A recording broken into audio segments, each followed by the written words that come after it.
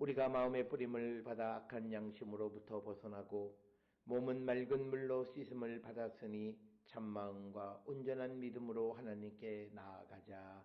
아멘. 전능하사 천지를 만드신 하나님 아버지를 내가 믿사오며 그 외아들 우리 주 예수 그리스도를 믿사오니 이는 성령으로 잉태하사 동정녀 마리아에게 나시고 본디오 빌라도에게 고난을 받으사 십자가에 못 박혀 죽으시고 장사한 지 사흘 만에 죽은 자 가운데서 다시 살아나시며 하늘에 오르사 전능하신 하나님 우편에 앉아 계시다가 저리로서 산자와 죽은 자를 심판하러 오시리라. 성령을 믿사오며 거룩한 공예와 성도가 서로 교통하는 것과 죄를 사하여 주시는 것과 몸이 다시 사는 것과 영원히 사는 것을 믿사옵나이다. 아멘.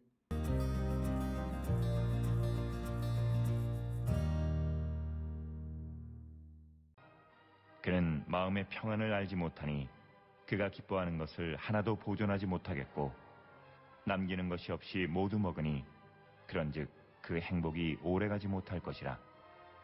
풍족할 때에도 괴로움이 이르리니 모든 재난을 주는 자의 손이 그에게 임하리라. 그가 배를 불리려 할 때에 하나님이 맹렬한 진노를 내리시리니 음식을 먹을 때에 그의 위에 비같이 쏟으시리라. 그가 철병기를 피할 때에는 노타사를 쏘아 꿰뚫을 것이요 몸에서 그의 화살을 빼는즉 번쩍번쩍하는 촉이 그의 쓸개에서 나오고 큰 두려움이 그에게 닥치느니라. 큰 어둠이 그를 위하여 예비되어 있고 사람이 피우지 않은 불이 그를 멸하며 그 장막에 남은 것을 해치리라. 하늘이 그의 죄악을 드러낼 것이요 땅이 그를 대항하여 일어날 것인즉 그의 가산이 떠나가며 하나님의 진노의 날에 끌려가리라. 이는 악인이 하나님께 받을 분깃이요 하나님이 그에게 정하신 기업이니라.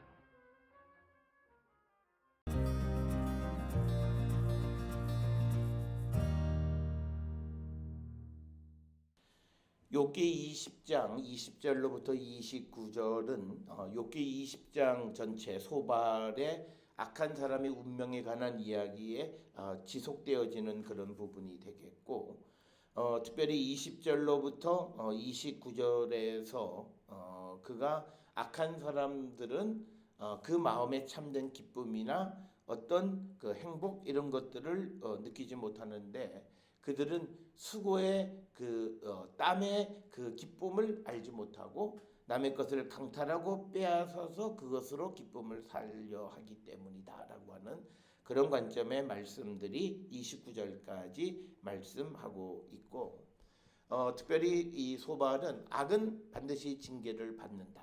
그래서 악이 많으면 많을수록 그에 대한 심판도 크다라고 하는 기본적인 생각들을 보여주고 있습니다. 오늘 주시는 20절에 그는 마음에 평안을 알지 못하니 그가 기뻐하는 것을 하나도 보존하지 못하겠다. 그러니까 뭐냐면 악한 사람은 마음에 평안함이 없다라고 하는 것. 그리고 그가 기뻐하는 불의를 통해서 얻은 재물이나 이런 것들을 하나도 보존할 수 없다라고 하는 겁니다. 그 이유는 뭐냐면 하나님께서 그 악한 자가 얻은 그것을 그냥 내버려 두지 않으신다라고 하는 거죠.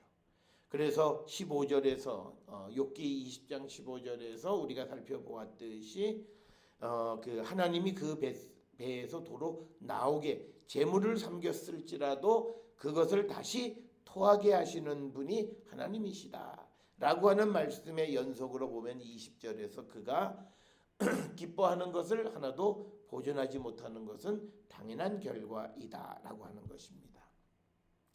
그러면서 21절에 남기는 것이 없이 모두 먹으니 그런즉 그 행복이 오래가지 못할 것이다. 그래서 남을 강탈해서 남을 억압해서 얻은 그런 만족이라고 하는 것, 그렇게 해서 얻은 재물은 오래 보존되지 못하고 그것은 모두 한꺼번에 다 없애버리고 말 것이다. 우리가 오늘날 우리 주변에 일어나는 범죄 현상에서도 보면 불이하게 벌었던 재물들을 통해서 향락을 통해서 쉽게 탕진하는 모습을 볼 수 있습니다. 이처럼 그 악을 행하는 사람들이 얻은 재물이라고 하는 것은 그렇게 보존되어질 수도 없고 행복하지도 않고 기쁘지도 아는 것이다라고 하는 거예요. 이런 말을 통해서 어떤 지금은 소발이 윤리 교육을 하려고 하는 것이 아니라 현재 욥이 처해 있는 상황을 보면 욥이 바로 악한 사람이기 때문이다라고 하는 그런 인과응보적인 사고로 이야기를 풀어가고 있는 겁니다. 특별히 22절에 풍족할 때에도 괴로움이 이르리니 모든 재난을 주는 자의 손이 그에게 임하리라. 즉 그가 풍족하다고 해서 즉 불의를 통해서 악한 자들이 풍족하게 될지라도 이 세상의 모든 재난을 주시는 자 즉 하나님의 손이 그에게 임하게 될 것이다. 이 말은 곧 하나님께서 그를 그냥 내버려 두지 아니하시고 하나님이 그 악을 행하는 자에 대한 심판을 하실 것이다. 그래서 그는 이 풍족할 때에도 괴로운 생활을 할 수밖에 없다라고 하는 것을 강조하고 있는 그런 말씀이 되겠습니다.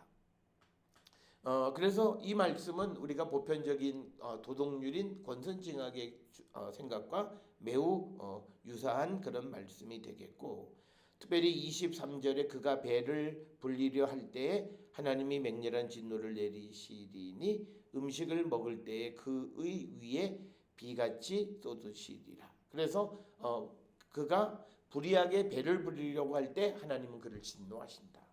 그래서 뭐냐면 그의 악이 클 때 하나님은 또 그것에 대한 심판도 강하게 내리시는 분이시다. 그래서 음식을 먹을 때 그의 위에 비같이 쏟아서 맹렬한 진노를 내리시는 분이시다라고 하는 겁니다.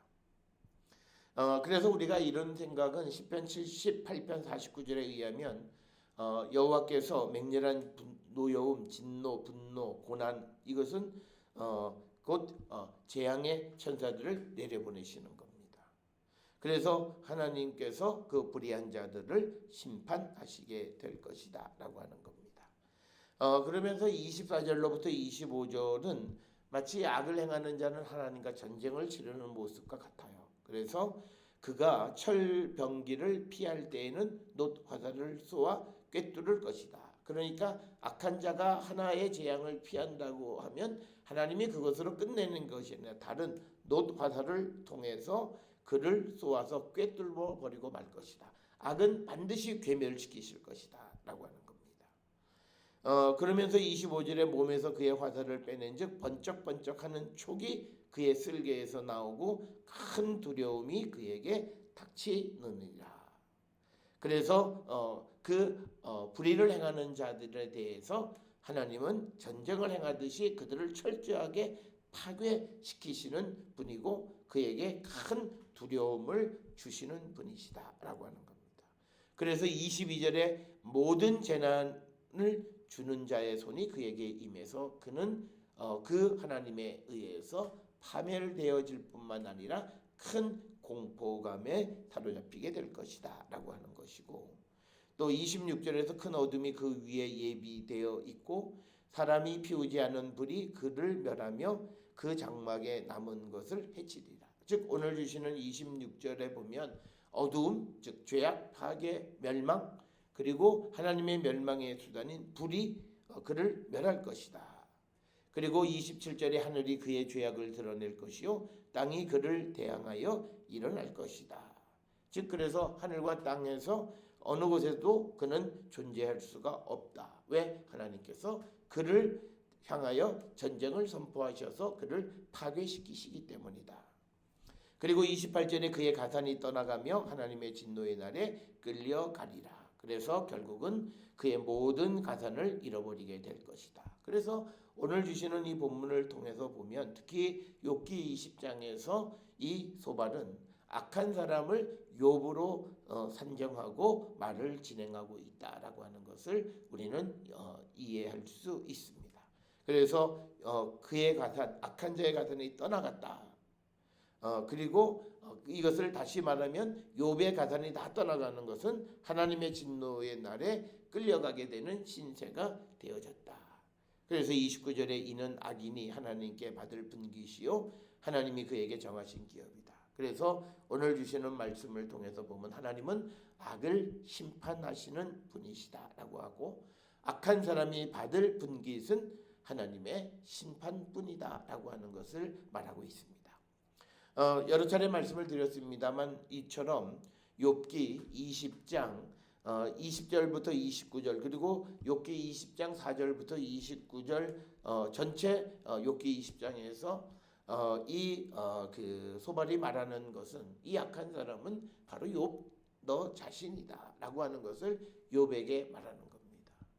그래서 구체적으로 처음부터 욥 너가 잘못하고 악한 사람이라고 말하는 것을 말하면 반발감이 심한 것을 알기 때문에 첫 번째 대화 속에서 욥이 자기를 변명하는 그 이야기 그리고 자기들의 말을 듣지 않는 그런 욥의 모습을 통해서 이제는 보편적인 상황을 제시해주고 그 상황이 너의 상황과 딱 들어맞기 때문에 너는 악한 자이다 라고 하는 그런 방식으로 설명을 하고 있는 것이 되겠습니다. 그러나 우리가 여러 차례 말하지만 지금 소발이 말하는 보편적 진리는 맞는 것이긴 하지만 그러나 그것이 특수한 경우에도 적용 딱 들어맞는 것만은 아니다라고 하는 겁니다.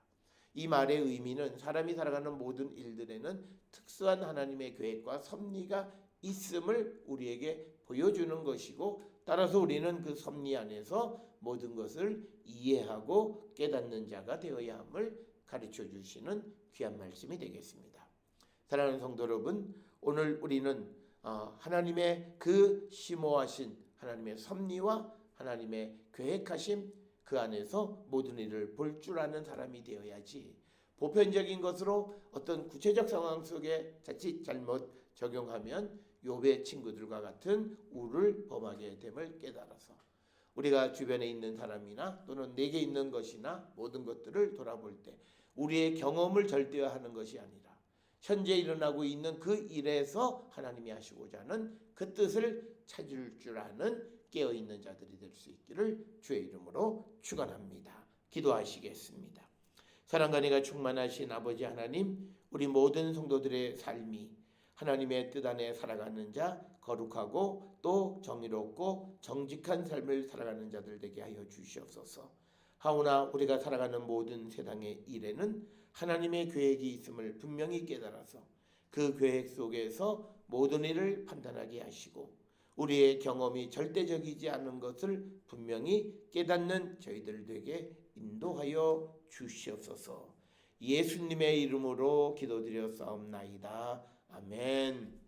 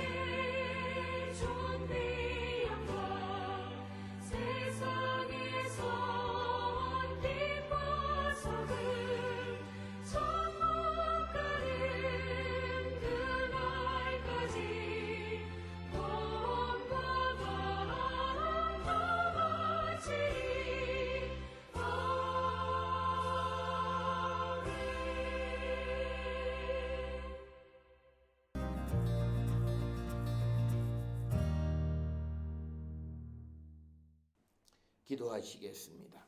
이제는 우리 주 예수 그리스도의 은혜와 하나님 아버지의 무한하신 사랑과 성령의 위로 역사 교통하심이 우리의 경험을 절대적으로 신뢰하는 것이 아니라 하나님의 섭리와 하나님의 계획 속에 있는 그 일의 참된 의미가 무엇인지를 깨닫기를 갈망하며 세상을 향해 나가는 우리 모든 성도들 머리 위에 지금으로부터 영원토록 함께 할지어다. 아멘.